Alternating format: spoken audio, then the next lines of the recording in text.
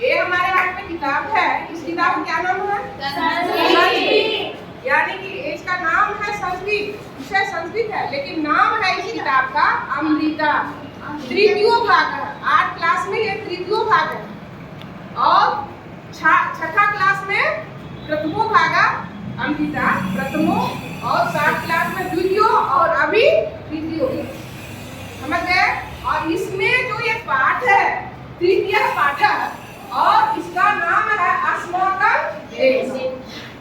अस्माकं देश, अस्माकं देश लिखे हैं ना, विषय लिखे हैं अस्माकं देश। यही जानना है। अस्माकं का अर्थ होता है हमारा। क्या होता है? हमारा देश। तो अच्छा बच्चों बतलाइए तो जो हमारा देश है उसका क्या नाम है? भारत नाम है। गुड। और इसकी राजधानी कहाँ है? नई दिल्ली। बिल्कुल सही जवाब। नई दिल्ली भारत देश की राजधानी है। आप बता सकते हैं जैसे कि कुछ चौहद्दी होता है। एक होता है जो हमारे पड़ोसी देश होते हैं देश का नाम से। एक होता है प्राकृतिक चौहद्दी जो प्रकृति ने बनाई है। हमारे देश के चारों तरफ चौहद्दी यानी कि चारों तरफ का चौ मीन्स 4 यानी उत्तर दक्षिण पूर्व पश्चिम में क्या क्या है, प्रकृति ने क्या क्या दिया है, ये हुआ चौहद्दी प्राकृतिक। और दूसरा हमारे पड़ोसी देश कौन कौन से हैं? उत्तर दक्षिण पूर्व पश्चिम में। अच्छा आप बता सकते हैं प्राकृतिक चौहद्दी? चलिए बतलाइए तो जल्दी से। प्राकृतिक चौहद्दी बतलाएगी बबली। भारत देश की प्राकृतिक चौहद्दी यानी उत्तर दक्षिण पूर्व पश्चिम में क्या क्या है, प्रकृति ने क्या क्या दी है भारत देश को। उत्तर तरफ, दक्षिण तरफ और पूर्व तरफ और पश्चिम तरफ। अच्छा बोलिए ये क्या है? सबसे ऊपर में क्या है? नॉर्थ यानी उत्तर। ऊपर में होता हमेशा देखिएगा। इधर देखिए, इधर ऊपर आते ना, इधर देखिए ये क्या है? ये हमारा भारत देश है ना? है कि नहीं? भारत देश का मानचित्र है और जब ऊपर वाला भाग होगा मैप में तो वो क्या हो जाएगा? उत्तर। और ठीक उसके विपरीत नीचे वाला भाग क्या हो जाएगा? दक्षिण। और इधर वाला जो भाग है हमारे दाहिना तरफ वाला जो भाग है वो पूरब हो जाएगा। क्या हो जाएगा? जब हम इसको देखते हैं ये पूरब हो जाएगा और इधर जो है हमारा बायां तरफ का भाग क्या हो जाएगा? पश्चिम हो जाएगा। जब हम उसको देखने लगते हैं तो ये पूरब है और ये पश्चिम है, ऊपर उत्तर और नीचे दक्षिण। ये हमारा भारत देश का मानचित्र है। हमेशा याद रखना उत्तर जो है ऊपर, नीचे क्या है? दक्षिण।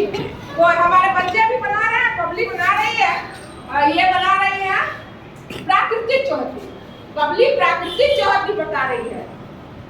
ठीक है बबली? प्राकृतिक चौहद्दी ठीक है। हाँ लिखिए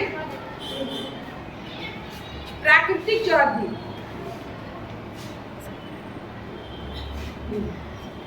इसको बतलाइए तो अपने से बतलाइए। उत्तर में क्या है? उत्तर में हिमालय है। उत्तर में हिमालय है, समझ रहे हैं बच्चे? हाँ। दक्षिण में हिंद महासागर। दक्षिण में हिंद महासागर है। पूरब में बंगाल की खाड़ी है। पूरब में बंगाल की खाड़ी है और पश्चिम में अरब सागर है। पश्चिम में अरब सागर है। बबली सही बतलाई। चलिए बबली के लिए 2 तालियां। और जो है आप इससे भी समझ सकते हैं। बबली इसको समझाइए तो समझाइए। ये हमारा भारत देश है, इसके उत्तर में यहाँ से लेकर वहाँ तक हिमालय पहाड़ है। क्या है? हिमालय पर्वत श्रृंखला। वहाँ से ऐसे करके उत्तर तरफ में हिमालय पर्वत श्रृंखला है। समझ रहे हैं ना? और दक्षिण में जो ये नीला नीला देख रहे हैं ना बच्चे, ये पानी है, ये जल है। क्या है? ये नीला, ये जो नीला दर्शाया गया है। तो दक्षिण में हमारा ये पूरा हिंद महासागर है। क्या है? हिंद महासागर। और ये पूरा तरफ में नीला देख रहे हैं ना, ये बंगाल की खाड़ी है। ये पानी है, बंगाल की खाड़ी है ये पूरब में। और ये पश्चिम में जो आप देख रहे हैं नीला नीला, ये अरब सागर है। ये क्या है? अरब सागर है। समझ रहे हैं ना बच्चे? कहीं दिक्कत तो हम अगर पूछेंगे कि भारत देश का प्राकृतिक चौहद्दी मर्जी बतलाइए, तो बतला दीजिएगा ना। यानी कि भारत देश को प्रकृति ने किस तरह से सजाई है। पहाड़, नदी, तालाब, बहुत सारे ऐसे चीज होते हैं, प्राकृतिक चीज होते हैं। तो जैसे हम बतलाए ना कि हमारा आरा है, आरा से सटा हुआ जो नदी बहती है बच्चे, वो कौन सी नदी है बगल में, अपने यहाँ से सटा हुआ, अपने स्कूल के बगल से एक नदी है, गंगी नदी है ना, गंगी नदी। तो प्रकृति ने ये गंगी नदी की है। अगर हम इधर धरहरा की तरफ जाते हैं, इधर भी एक नहर है, सोन नहर बहती है ना। अच्छा वो बतलाइए, तो ये जो सोन नहर है ये प्रकृति के द्वारा दिया हुआ है या मानव निर्मित है? गुड। ये जो नहर है वो मानव निर्मित है, मनुष्य ने बनाया। सोन नदी से निकाल के पानी पटाने के लिए, खेत को सिंचाई के लिए वो नहर बनाया गया है।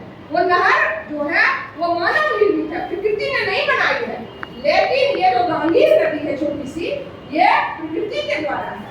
अब समझ गए? इसीलिए आपने समझा कि भारत देश का प्राकृतिक चौहद्दी क्या है, प्रकृति ने इसे क्या क्या दी है। समझ गए बच्चे? इसको लिखिए, तो आप लिखिए, ठीक है।